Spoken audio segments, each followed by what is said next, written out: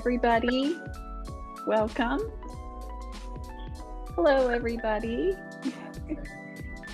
Welcome. It's nice to have you here. If you can mute your microphone for right now, that would be lovely.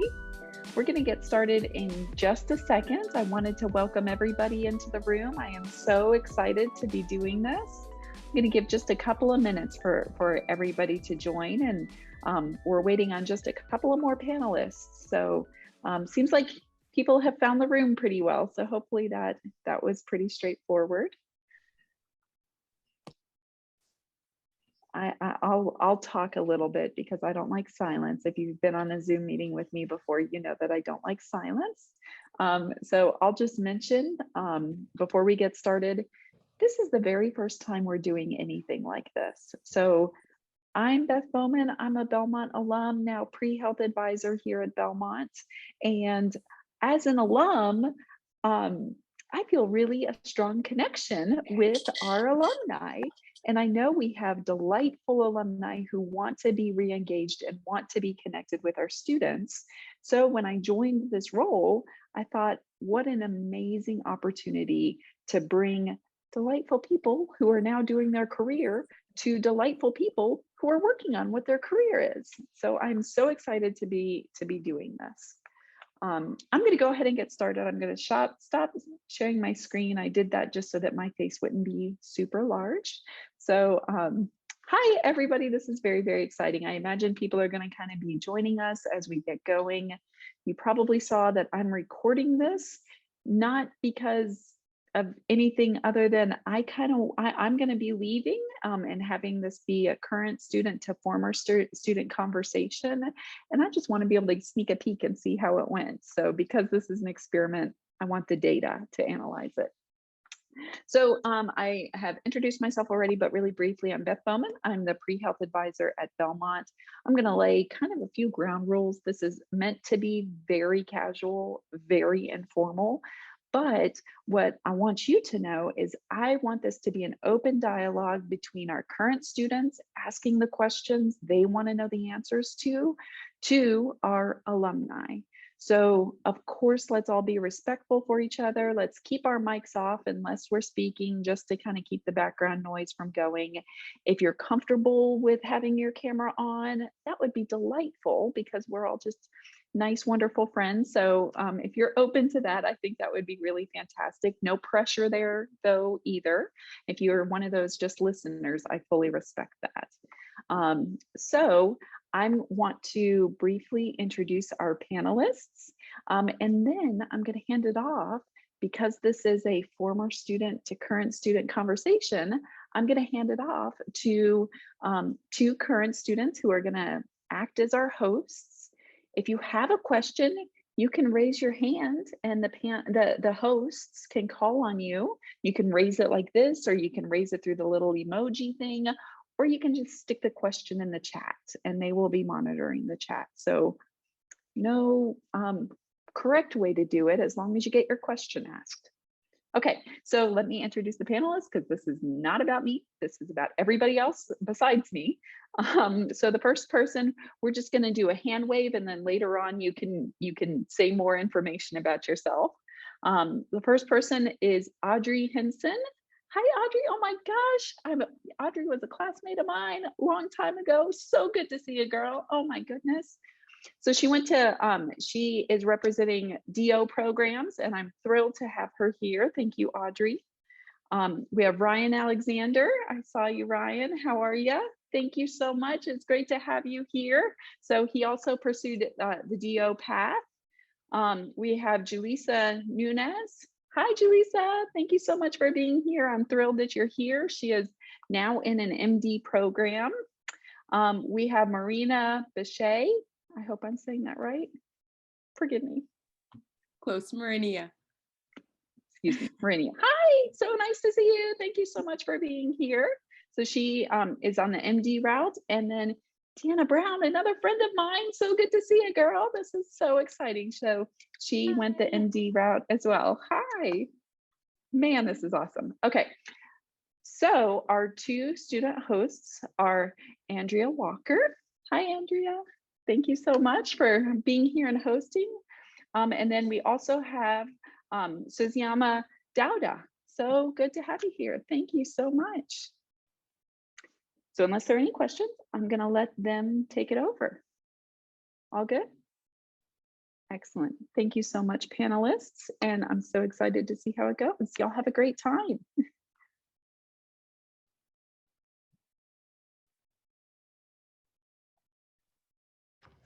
All right. Hello, everyone, and thank you to the alumni for being here. We're so appreciative. I, like many other students, have so many questions as I'm currently in the MD cycle. And Andrew, if you want to introduce yourself after, I'm a senior, a biochemistry major, and I'm currently applying to medical school. So, whoop, go Bruins. Yeah, I'm Andrea. I'm a sophomore biochemistry major, and I hope to apply to medical school. Y'all, I totally missed Matt. Matt, I'm so sorry. I cannot apologize enough. Thank you, Matt. Matt is also a med student and fresh-faced, brand new med student. So thank you so much, Matt, for being here. I'm sorry about that. No worries. Okay, now I'm going. Thank you.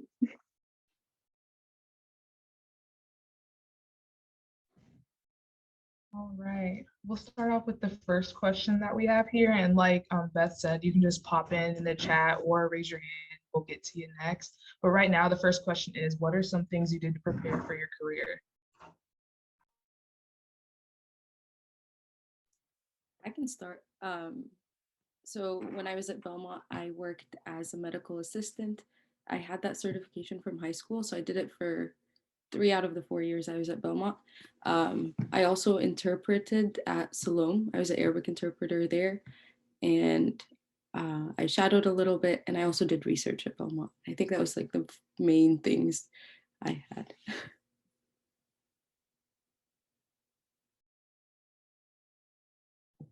I can go. So I also volunteered at Siloam. I was more of a clinic support volunteer. I also volunteered at a live hospice. That gave me a little bit more patient interaction. I used that a lot in my interviews, just to talk about, to really answer the why medicine question. I volunteered in some non-medical ways. I volunteered at a soup kitchen in the area, Natural Rescue Mission, and I also did some research at Belmont too, and Shadow, of course.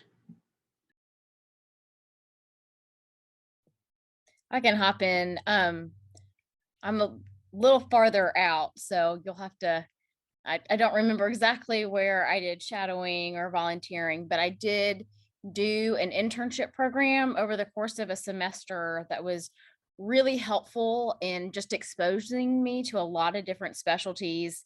I think I spent time over, it was Baptist at the time. I don't know what it is now because I'm not in Nashville anymore. But I spent time with an interventional cardiologist, a urologist, home critical care, a general surgeon who was primarily doing breast and thyroid surgery, OBGYN, who coincidentally was the OB that delivered me, and that was just total coincidence, but just one of those like happy coincidences. But that I think gave me a whole lot of exposure just early on before I even got to medical school, just because the first 2 years at least for my program, I was just in lectures. And even when you're in your second 2 years, you're doing your rotations, but you just can't be exposed to everything. And then suddenly you're supposed to like have it all figured out and know exactly what you want to do, but you haven't been exposed to half of like what medicine is. The field that I'm currently in, I wasn't even exposed to until my residency. So just if you can find ways just to sort of maximize your exposure, even if it isn't, over years or semesters. I mean, because at the end of that semester internship, I think I in total spent 2 weeks worth of time with these different subspecialists.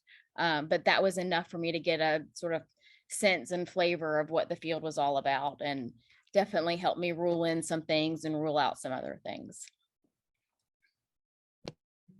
And I'll just mention, so again, I'm I'm way far out. I started Belmont 20 years ago this fall, so that's like blows my mind. But same kinds of things, did some shadowing. One thing that I think helped me, because I was a B&B biochem major right when that major started, and I didn't know if I'd want to do an MD PhD program or possibly go to grad school and do more research. And so I had a summer that I worked at Vanderbilt in a lab, because we didn't have quite as much research going on at Belmont. We had some that I did do, but I worked in a lab there, and actually was very good and eye-opening for me that I did not want to do bench research for the rest of my life. And I had worked also with Towering Traditions that summer and was like, yes, I need people. I'm not going to be happy just talking to a frog all day. So even exposure like that, like kind of testing the waters maybe outside of what you think you want to do, I think it's great to get that exposure. And you'll either say, yeah, I think I'm on the right track, I think I know where I'm heading, or, well, hey, actually I really like this too, and maybe that's another thing that you can incorporate to your career. Add a little bit as well. Hi everyone, I'm Julissa, a 2016 graduate. So I did similar things as everyone else. I was a Spanish interpreter at Salom for 3 years while I was at Belmont, which I really loved. Also worked as a medical assistant during a gap year, and also did research. But I took a little bit more of a longer route to get to medical school. I didn't start med school until 2020. And my stats weren't like at average, I would say. They weren't horrible, but they weren't high enough to get admitted into medical schools, or so I thought. So I did a post-bac, and I also got my master's at University of Tennessee Health Science Center at UT. Sorry, I forget that I'm like back in Tennessee and can just say UT. So I got a master's in pharmacology, and also did a postbac at Georgetown, and I'm a third-year medical student now. So I would really highly recommend like a master's degree or a postbac for students who feel like their statistics aren't as high as they would like, or if they went through a cycle and talked to admissions and were told that their stats or the MCAT wasn't high. It like really prepared me to be able to handle medical school. Like looking back, if I would have gone into medical school at like fresh out of undergrad, I think I would have had a much like harder time, and I feel like it really set me up to be successful academically. And yeah, so if anyone has any questions about postbacs or SMPs, master's programs, like feel free to reach out to me. I can put my email in the chat.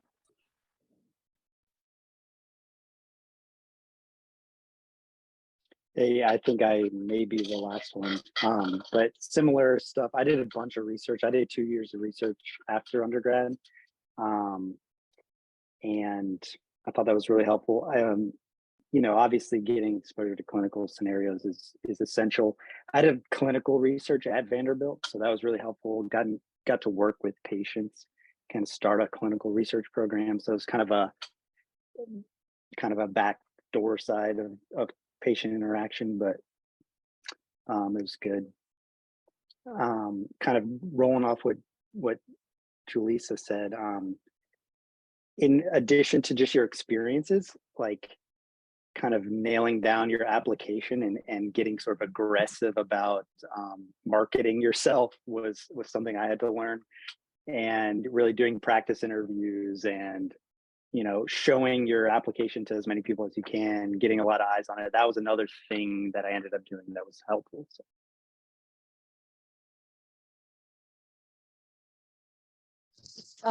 Yeah, I think that the last two kind of got us started on the next question, but I feel like now it's not as common to go right from undergrad to med school or to whatever like secondary education you do.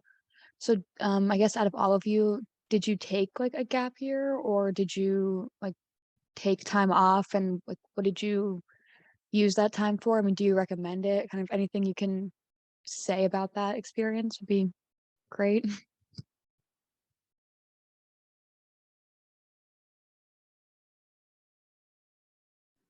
So I did not take a gap year. I'm coming straight. I graduated in this past spring, so I can definitely see how it would be nice to live life a little bit in between. Um, but I just came straight in. Yeah, I again, I'm 20 years out, but I went straight through. And looking back now, the main thing that I wish I had done some more traveling before I started down the medical education path, and whether that was study abroad in undergrad or taking a gap year. Just from a life experience perspective, that is one thing I wish I had done. The other side of that is that I was all finished by the time I was 30, and able to start my career, and I'll be able to work for a long time. But there's always a trade-off. I ended up taking a year. It wasn't planned. I didn't get in my first time around. And so I ended up working. I worked as a program coordinator on a geriatric education grant over at Vanderbilt. It was good. I was able to save some money to help for living with med school. It was stressful. So, I didn't necessarily, I don't know if I really took advantage of the time. But it was still a very stressful time. I don't know if, I think it just kind of depends on you. I mean, if you feel like you know what you want to do and you're ready to go, go on through. If you feel like you need a little bit more time, if you need to boost, some numbers, you want to kind of figure out exactly what direction you want to go. I think taking a little bit of time is a really solid option.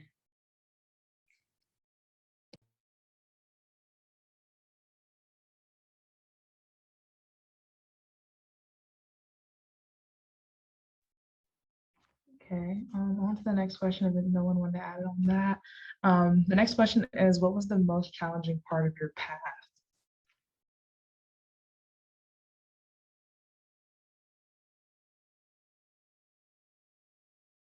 I can start.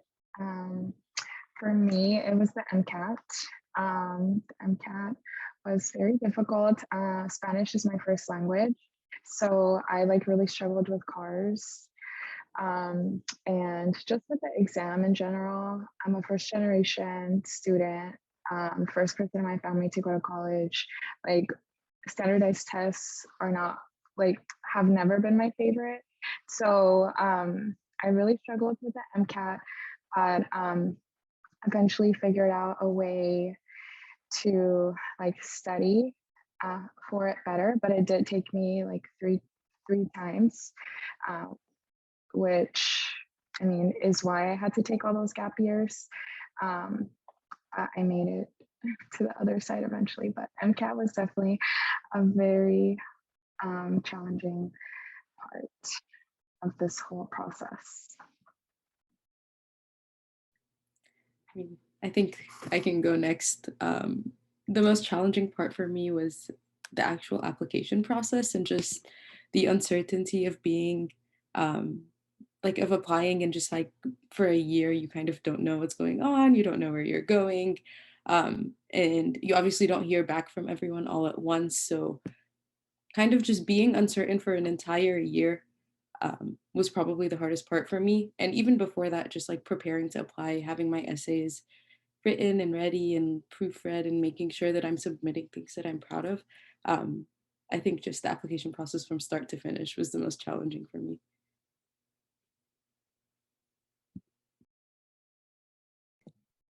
So the hardest part, I'm gonna be honest. So I feel like I had to give a little background.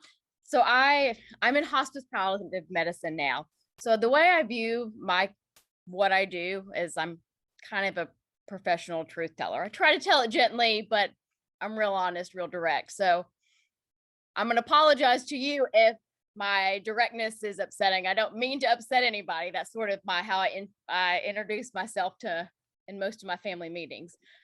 it's hard like every step of the way, right? Like it doesn't, like you get used to it, right? Like you do a year and you're like, man, that was awful. That was so hard. And every step of the way, you think, I don't know if I can do this. And then you look at it and you're like, oh my God, like I did this. I've got this. I have my system down. I know what I'm doing.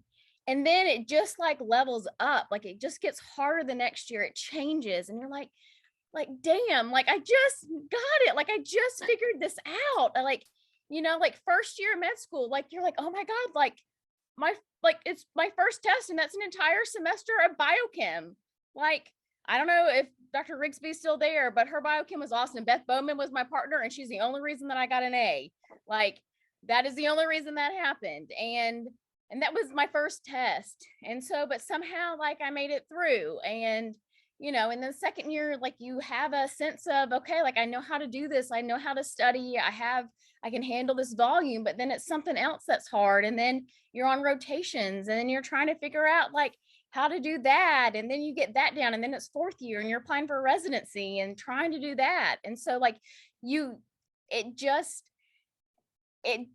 the hard just changes. It doesn't get easier, you know? So then you do residency and then it's a whole nother kind of hard. And then I did fellowship and that was a whole nother kind of hard. And I thought I was just going to be seeing patients and my career changed and now I'm in leadership and seeing patients. And so it's always hard. And so if there's any doubt in your mind about, do you want to do hard professionally, like for most of your life? And it's not, I mean, don't get me wrong, like it's hard, but it's rewarding and it's fulfilling if that is, you know, truly what you want to be doing. But if it's not, it's always hard. I don't know if I can tell you a single thing that was the hardest because the hard just changes. I don't know. Deanna, you're a little bit farther along too. I mean, do you agree with what I'm saying? Well, yes. Oh gosh, yes. So when I heard that question, I was like, oh God, like, yeah, all of it. Like, how can I pick something to even say? And at the time, everything seems like it's the hardest thing that you've done. But then just the next thing comes and you're like, well, never mind, new bar. But I think you're right. And I think my personality, at least, is such that I love a challenge and I love to prove myself, if to no one else, but just prove myself back to me. And so I'm set up well to do that. I'm type A personality. So I'm set up well for that pattern. And people who are not looking for a challenge and looking for pushing yourself and constantly, you know, aiming towards the next thing, are not going to be happy. You're going to get burnt out quickly. And again, it's not to say, like, not to discourage you necessarily, but you should know going into it that you're in for the long haul. And now, I mean, again, I'm 8 years post residency now and just opened a new practice, brand new private practice. And that is the hardest thing that I have done.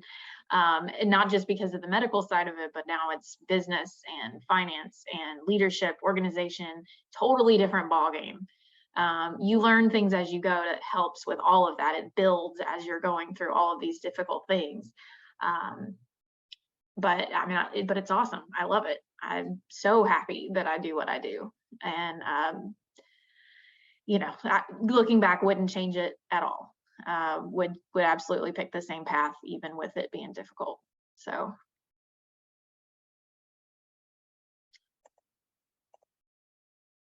I want to concur. I graduated Belmont 2010, so I'm also post residency and a fellowship, and I've been working for a year. So every step of the way, it's harder than the first. It's the longest, most grueling process ever, but also wouldn't change it. A lot of benefits, things kind of level out at the end, but literally every year I was like, that was the hardest thing I've ever done. And then it happened again.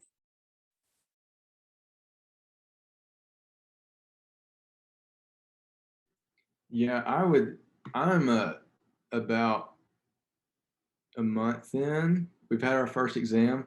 We're fixing to have our second one and our first practical. And it's a lot. Oh my gosh, it's a lot. It's fun. I'll say it's fun, but I'll give you. I know some of you guys. I was in class with some of y'all, but a Barton class. So like I took cell bio with Barton last semester.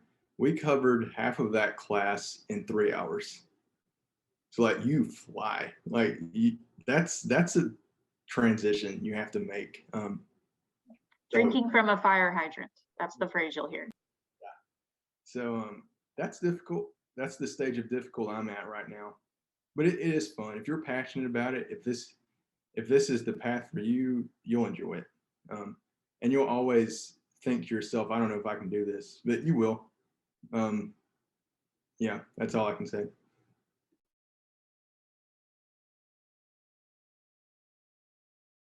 Okay, I don't think we kind of formally like said like where you guys all went to school. So I'm gonna lump that in with the next question.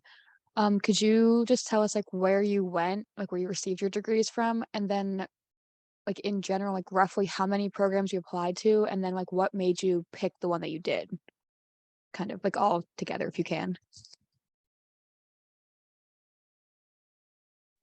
So I, again, I'm old, 15 years ago. I think I applied to, I think I only applied to like six or seven med schools. I got into UT, in-state, went there. Mostly because of the in-state and the clinical training that I would get there. And then I'll stop there because then I have all sorts of, residency after that, but that's the important part.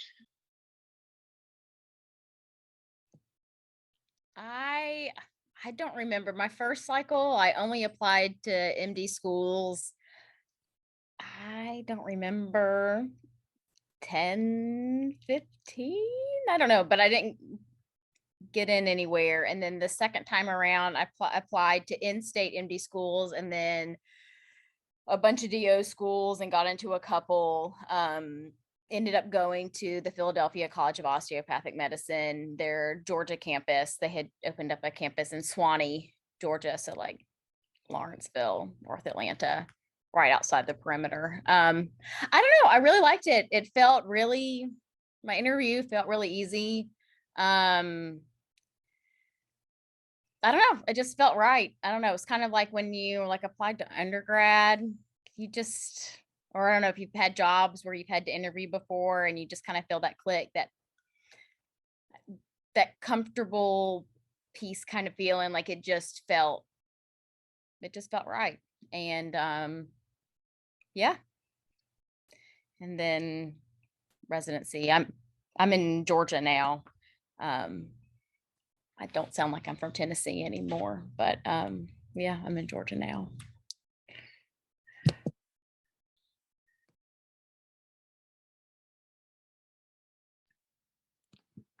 I applied to 20 schools, and I'm a first year as well. I don't think I've said that yet. I had 2 acceptances, Meharry here in Nashville and a school in Ohio, and it was a really hard decision for me to make. So I kind of the opposite of Audrey. I don't think it felt as natural. Up until like the week I had to make a decision, I was still unsure. But I ended up choosing Meharry mainly because of location. I think it would have been really good for me to stay in Nashville, but that's it. So I went through 3 application cycles. The first cycle I applied to like just Tennessee schools. The second I applied to DO schools and Tennessee MD schools, plus I think like a couple random ones, so like maybe like 15 in total. And then third cycle I applied to 2 schools, Meharry and Georgetown, and was accepted at both and ultimately chose Georgetown.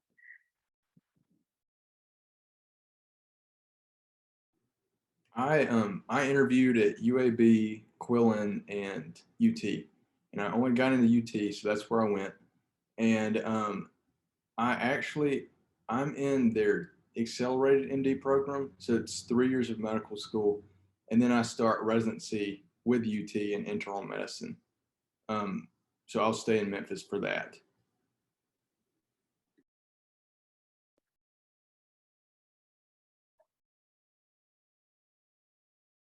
I applied to probably 20 schools, got a couple interviews, got into one, so I went there as well, LMU Decom in Tennessee. I wanted to stay near Tennessee, so I kind of picked that region. I'm also curious where everybody did residencies and stuff, so we should touch on that too.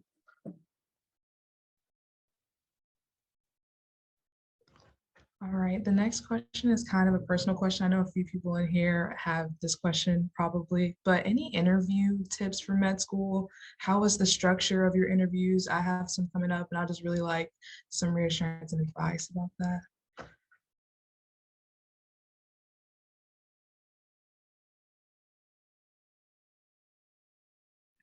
I would say really know why why you want to be a doctor, why you want to go into medicine, and don't try to have answers that you think is going to sound good to your interviewer.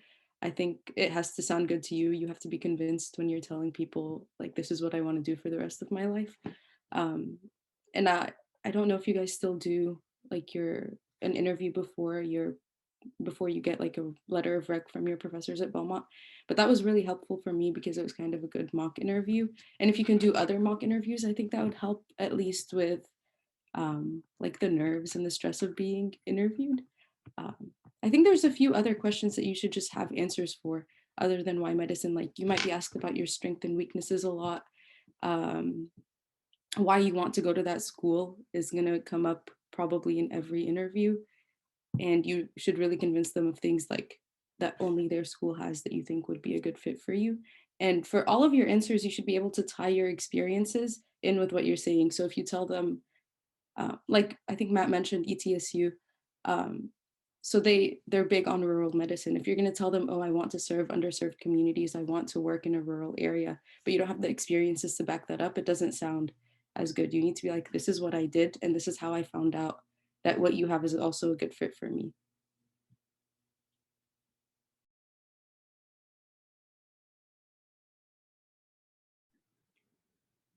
I would agree with that. I struggled with nerves big time with my interviews. I think like UAB was my first interview and I just crumbled in that one.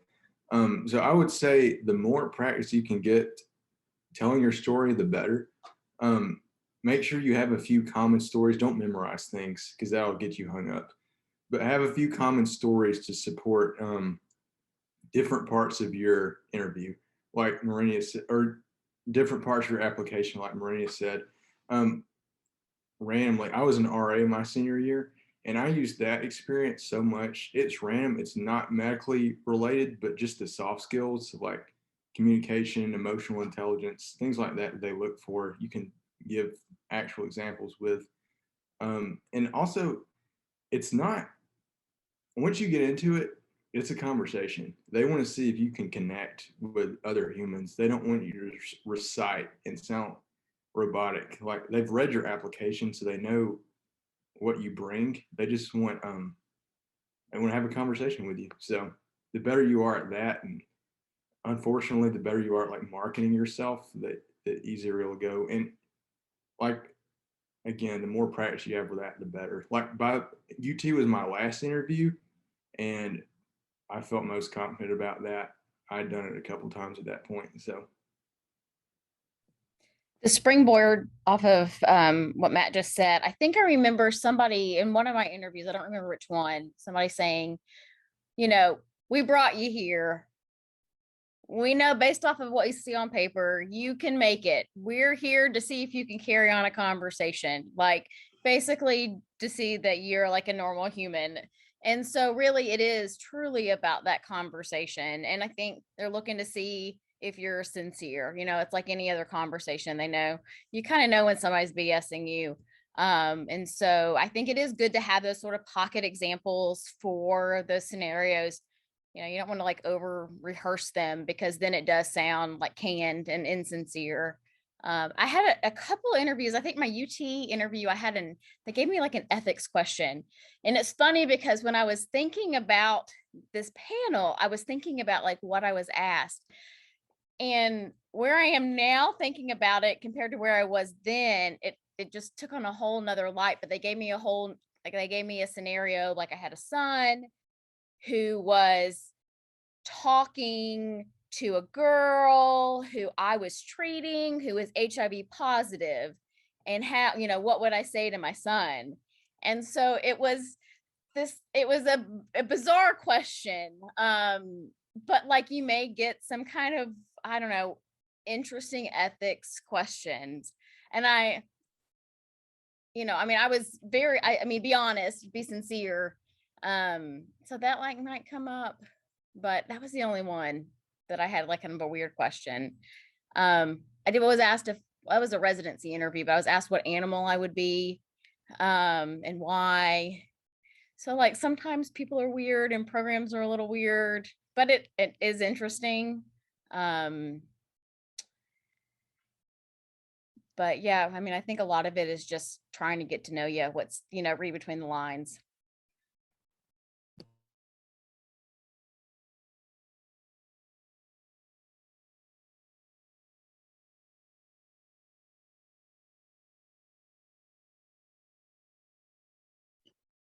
Okay, so the next question was one from the chat. It says, could you talk about what specialty you are currently in or which ones you want to pursue? And then just give like a few reasons why either you think you want to do that one or like why you chose the one that you are in.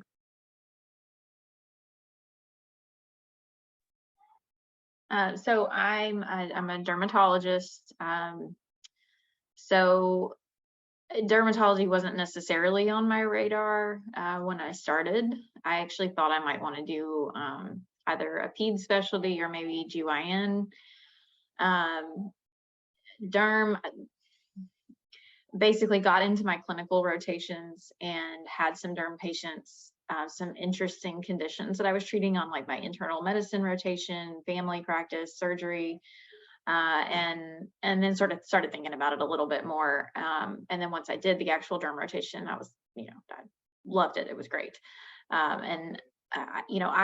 Dermatology is tough to get into because it is a good work-life balance, and it's got a lot of the features that people like in terms of that. So that was obviously a big draw, but I wanted to make sure too that I liked the bread and butter. So like the things you see every single day. So things like acne, eczema, warts, skin cancers. Some of my classmates just hated all of that, which is fine. I liked it. I enjoyed it. I get excited still every time I have an acne patient come in, so I can help them, to see how I can help them. But yeah, so it was not really on my radar from the beginning, but once I had some exposure to it, looked into it a little bit more, and I had a little more experience, it really was a good fit for me. I'm a very visual person, always have been. I've always like working with my hands and doing procedural types of things, and so this just fit really well with that.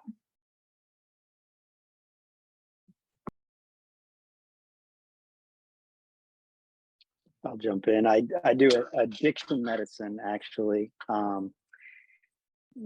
Relatively busy here in East Tennessee. I'm in Knoxville right now.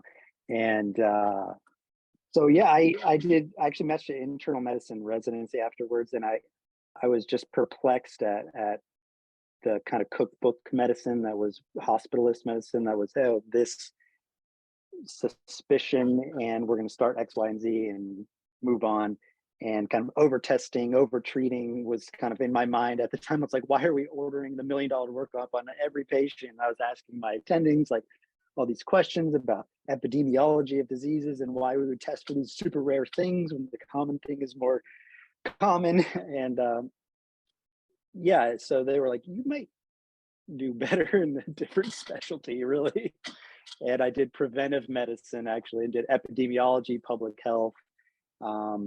Moved up to Connecticut for that, and fell in love with addiction medicine in that regard. The work-life balance, maybe actually oddly similar to dermatology. Very kind of short days, not a lot of stress, good compensation. So I promote addiction medicine, and it's highly needed.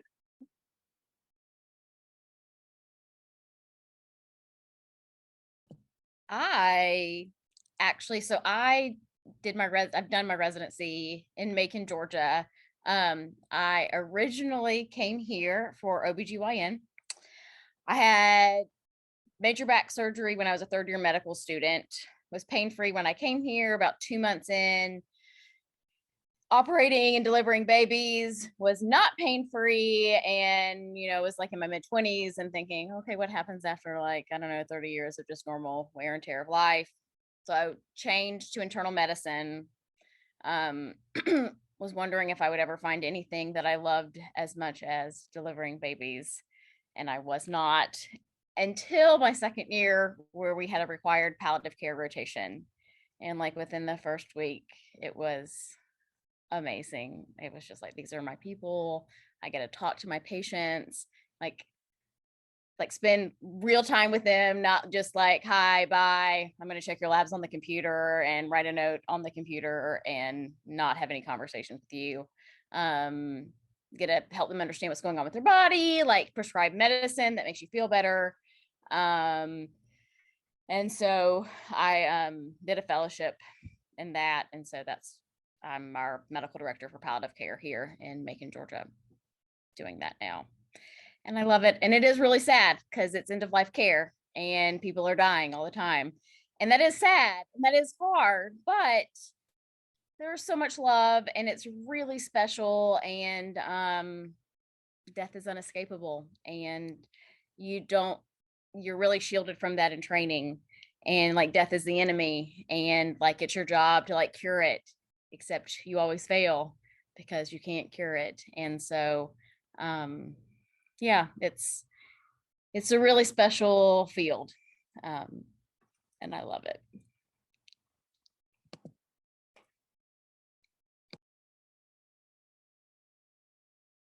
I guess I can go next. I am 1 week away from finishing my half of my third year, and I'm actually on labor and delivery right now. I start in like a couple of minutes. I'm on nights, and I really, really love it. I might be in OBGYN. We'll see. And I start surgery next, which I'm really excited about. So those are like my top two.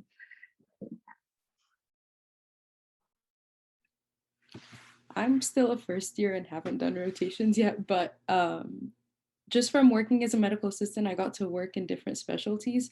And one that I really enjoyed doing that was neurology. And I know it's not something people love all the time, but I liked it a lot. I think it's a really innovative field, and like the research is changing all the time. So I like that. And then before that, I was interested in ophthalmology, and I still am. So it's between those, and that might change. I think too, one of the things that helps when you are deciding a specialty is to figure out if you like the OR or not. And again, you'll get exposure to it when you're a student, but I could not stand the OR, even though I like procedures. Yeah. So if you like it, good. Then you have that range of specialties open to you that actually works in the OR. If not, yes, you're gonna be miserable if you do something where you have to be in the OR.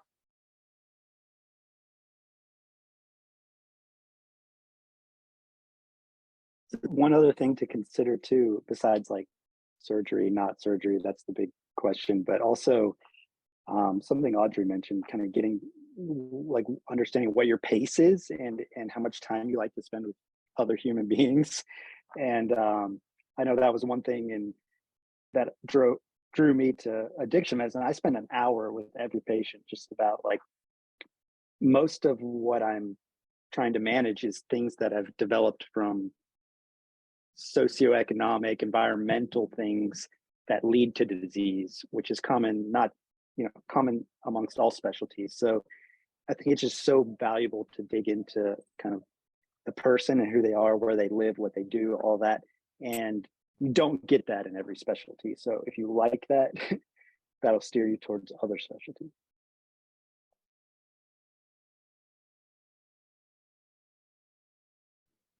Yeah, I can say a little bit. I'm like Marini. I haven't done rotations. I have limited clinical experience at this point, but I am in that internal medicine track, so that's what I'll be doing.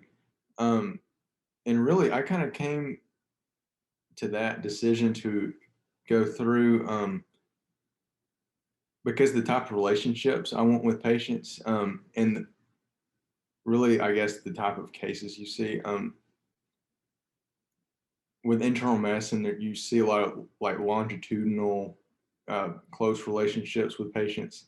One of the internists I shadowed, she's been practicing for like 20 years, and she's seen some of her patients the whole length of her career, and like she's just family with them. And I thought that was really fulfilling. You also see a pretty good variety of things in internal, so I like that. And any of the other like specialties I shadowed in and thought were interesting, you have to go through internal to get to them anyways. So I thought this would be a good place to start.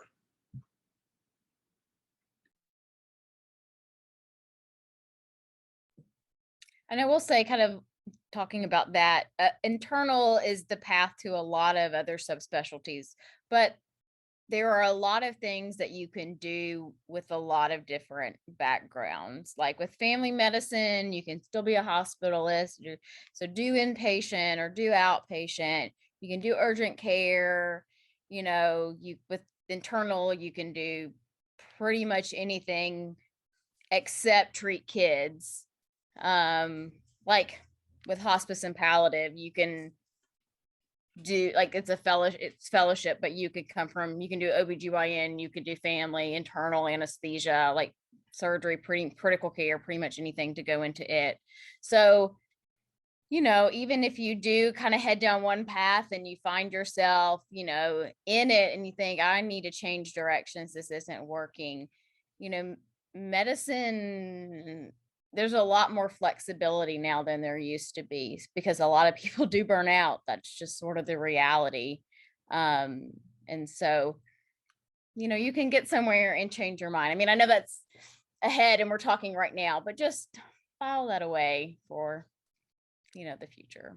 But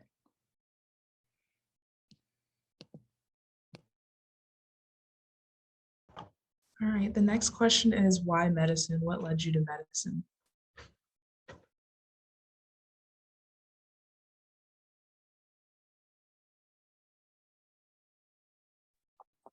I'm going to kick this one off because I might have to leave after this, but I don't know. I'm assuming not everyone has this same problem, but medicine because of an existential crisis. I went to Belmont to study music business, believe it or not, one of those guys. And I remember a class where I was in a lecture with an excellent professor, but we were learning how to stock a tour bus. And some bands might need drugs and some bands might need, and you got to work with your, if you're the band manager or this and that. I was like, I'm not entirely sure what I'm doing with my life right now. And so I was searching for purpose and found a daily work purpose in medicine.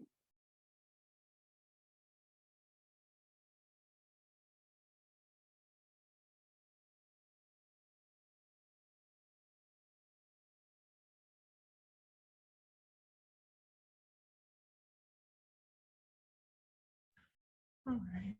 I'll ask the next question, and that is what piece of advice would you give to an undergraduate wanting to pursue medicine? I can start that off. I mean this gently, but like if you don't enjoy your science classes now, you might want to reconsider or reflect, because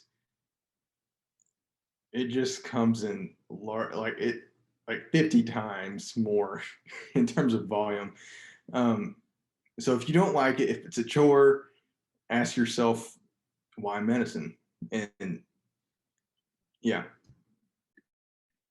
I would have to agree with that, but there's a difference between not liking your classes and thinking they're difficult. If it's difficult but you still enjoy it, I think that's okay because med school is going to be difficult, but if you still enjoy it, that's fine. But if it really does feel like a chore, like it's not just that it's challenging, you actually don't enjoy what you're doing. I don't know if it's going to get any better. I would take some classes other than just your basic science classes. Thinking ahead. I'm sorry. I just can't help myself. Like I can't help myself. If you can take just some general business classes, that's going to be helpful. If you can take some beyond just intro to psych, super helpful, because literally every patient you will ever see is going to have some sort of psychological, if not a personality disorder, like a full blown psych diagnosis. And it's going to manifest in everything from their diabetes treatment to how they're going to raise their kid. To whether or not they're gonna put on, take their acne regimen, whatever, like it's gonna affect everything. So, do a life stages class, because, regardless, you don't necessarily know what you're gonna go into. Maybe it's peds, maybe it's geriatrics, or, family medicine, where it really is cradle to grave. I think so much of medicine is business, and they do not teach you any of that in medical school. And your general science classes are not going to teach that to you. So then you're out, you finish, you get through it, and you think like you've nailed it. And then that's the next thing that you have to learn. And so if you have, even an accounting class, like just anything like that I think, like I'm thinking about things I wish I had done. Those are things that I wish I had done. It's not going to be on the MCAT, but it's something that you could potentially talk about in an interview, like I'm thinking ahead, I don't know exactly what I want to do, but I know this is a healthcare model. Things are moving to value-based care. Fee for service is out, like these are things that I know I need to know about. I don't know exactly why I need to know about it, but I know I need to know. And so I need to start somewhere. And so I think that could be really helpful. I think too, it's the last chance probably that you're going to have to just easily take a class like that. Because it's all medicine from here out, assuming you don't go to do a separate master's in like a different field or something. But yeah, if there's a healthcare law or healthcare anything like that that's outside of the science department, it would be a great option. Or if you have a specific interest, so if you do Spanish, if you can take some extra Spanish classes and get where you're really comfortable, if it's not your first language, of course, but that is, oh my gosh, would be so helpful in school and in residency, and it sets you apart for sure on all of your applications as well. So I did a lot of dance classes when I was at Belmont, because I love to dance, and it was good for my mental health to be able to do that and to have the opportunity to take it as part of the curriculum. I'm glad I took advantage of it. But yeah, I think Audrey's absolutely right. Kind of look outside of the basic sciences as well. Okay, I'll say something and then I have to go because I have to go to sign out and start my shift. But I think what I wish someone would have told me was to like take care of myself and find things outside of medicine and outside of academics that make you happy and help your mental health. Because this road is not an easy one. Like everyone was saying in the beginning, it doesn't get easier. It's a different kind of hard, and finding ways to just be a person outside of medicine is really important. And I know, like, I remember myself as a pre-med, I was always really anxious and always thinking about, like, oh my gosh, like, when am I going to get accepted to medical school? What do I have to do to get accepted to medical school? And that was something I was always worried about. And even when I started med school, I was always studying and like just setting boundaries and knowing that, everything is going to be fine. Just do your best and like make sure to just also enjoy life and do things that make you happy. I think that's really important.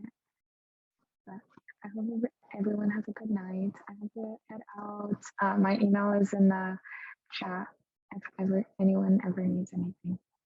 Have a good one. Thank you. Hi, thank you.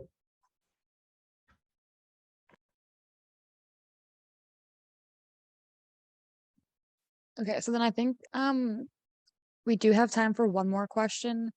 Dr. Bowman said she wanted this to be like around an hour, so we do have time for one more. And I know we have a few people that in here were MDs and then other few were DOs. Could you guys just maybe talk about why you chose the path that you did?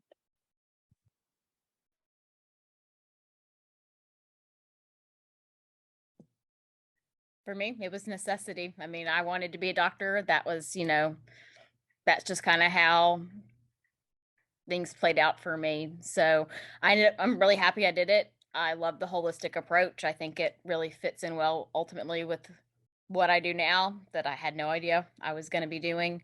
I think it fits well in with internal medicine too, just because the body is a system, everything is connected.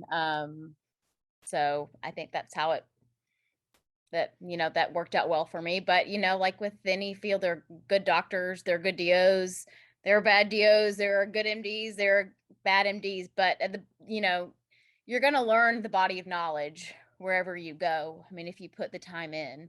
So, I don't think that there's necessarily a wrong choice on the path that you take.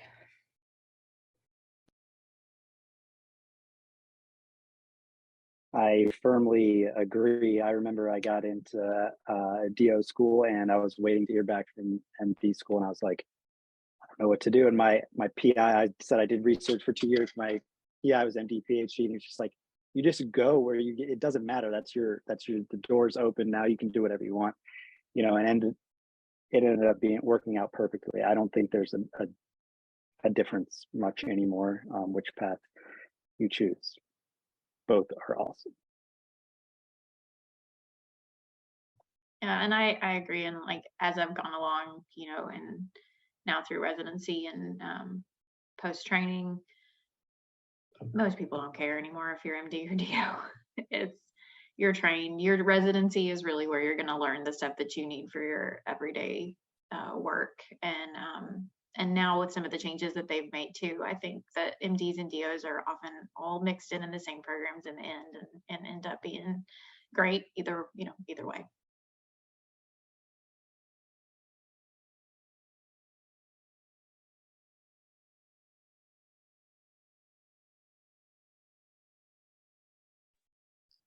Okay, then I think unless anyone has any last minute questions or anything that the panel wants to say, I think that we are going to wrap this up. Thank you guys so much. The panel, thank you for taking time out of your busy careers and your busy lives to do this. Good luck to the med students. And then for the students, thank you for coming and thank you for asking questions. Yeah, just thank you so much for doing this. If you have any concerns about it or anything you want to change about it, you can always email Dr. Bowman. But thank you. Good luck. Thank you.